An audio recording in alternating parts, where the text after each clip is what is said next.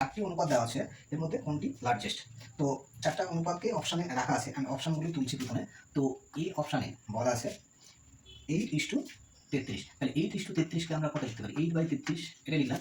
আর 2 নম্বর অপশানে লেখা আছে 14:31। তাহলে 14/31 এটা। আর সিতে বলা আছে কত? 5:12, দ্যাট ইজ 5/12। আর ডিতে বলা আছে 17:39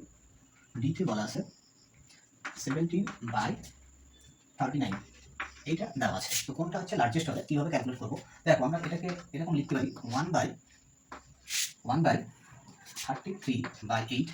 এটাকে লিখতে পারি 1/31/40। এটাকে লিখতে পারি 1/12/5। এটাকে লিখতে পারি 1/39/17। ওকে, তো এবার দেখো এটা হচ্ছে কত হবে আমাদের? 1.8 দিয়ে 33কে ডিভাইড করলে এটা হচ্ছে 4 পয়েন্ট সামথিং হবে, ঠিক আছে? 4 পয়েন্ট সামথিং, আমি 4 পয়েন্ট কিছু একটা হবে, আমি 4 পয়েন্ট সামথিং আমি লিখলাম না। আচ্ছা, এটা হলো। আর এই রেজাল্টটা কত হবে? 1 বাই, দেখো 14 দিয়ে এটাকে যদি 31কে ভাগ করা হয় তাহলে দুবার যাবে। 14 দুগুণ 28 আর 3 থাকবে। 3 তারপরে দশমিক দিয়ে 0 নিলে 30 হচ্ছে। আবার হচ্ছে কিন্তু দুবার যাবে, ঠিক আছে?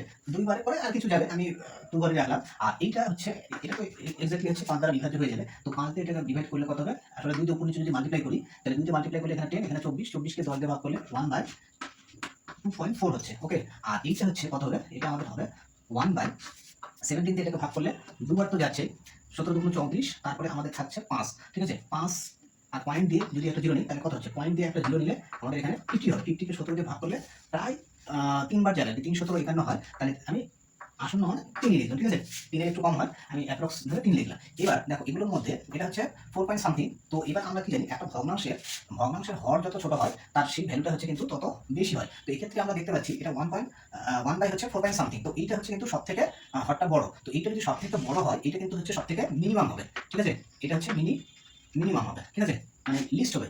আচ্ছা, আর এই ক্ষেত্রে দেখো এগুলোর মধ্যে হর হচ্ছে, এগুলোর মধ্যে দেখো এইটা কিন্তু সব থেকে ছোট, তাহলে এইটা কিন্তু হর ছোট, তাহলে এই রেজাল্টটা আমাদের হচ্ছে কি হবে? লার্জেস্ট হবে। এইটা হচ্ছে লার্জেস্ট হবে, ঠিক আছে? তো লার্জেস্ট হবে, বাকিগুলো আমার চেক করার দরকার নেই। এটার হর হচ্ছে সব থেকে মিনিমাম, তারপরে এই ভ্যালুটা হচ্ছে সব থেকে বড় হবে। এই ভ্যালু বড় হওয়ার অর্থই হলো এই হচ্ছে অনুপাতটা হচ্ছে লার্জেস্ট হবে, অর্থাৎ 14:31 হচ্ছে লার্জেস্ট হবে। তো এইটা একটা সম্পূর্ণ ভিন্ন ধরনের ট্রিক। এটা অ্যাপ্লাই করলে আমার ক্যালকুলেশনগুলো অনেক তাড়াতাড়ি করা যায় অপশন টেস্ট এর মাধ্যমে।